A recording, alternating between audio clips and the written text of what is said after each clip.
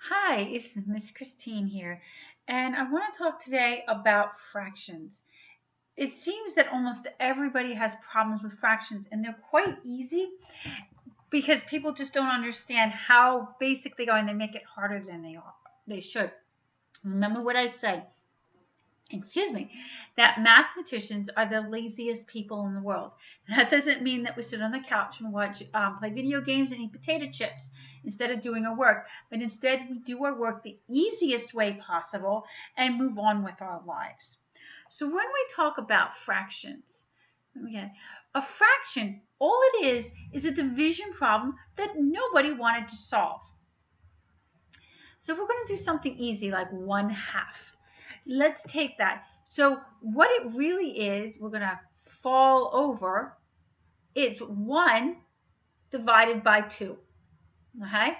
And when we do that, I'll make it a little bit nicer over here. We can't take, there's nothing we can multiply by 2 to get to 1. So we're going to put a decimal. And once we do that, any zeros going forward this way, going to the right, it doesn't matter, because it's just adding things so we can manipulate the numbers.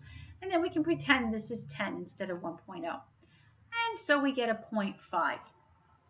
But once we get into higher level math, fractions are just easier. We leave things in fraction form for algebra, trig, and calculus, and we rarely, if ever, use decimals because it's easier for our brains to figure out. Now, that's all fractions are. It's just a division problem that nobody wanted to solve, especially when we get into 230 like bigger fractions of 452. Do you really want to be doing that division problem on paper? No, so just leave it like that. That's all it is. It's a quick and easy thing. Now, something else that we're dealing with. Now, remember, we all, got off track there. We're dealing with fractions. We always want to make things the easiest way possible because we want it to be in our brains. And that's why we simplify and we manipulate. So when we're in fraction form, we can manipulate the numbers so we can easily finish a problem without having to go through a big bunch of rigmarole. And it seems like we're doing that with fractions, but if we do it with decimals, it becomes a nightmare.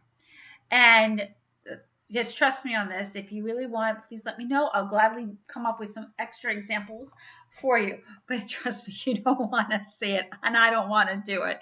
But if you want to, I can. So all we're doing, and when we simplify, we're just making it smaller.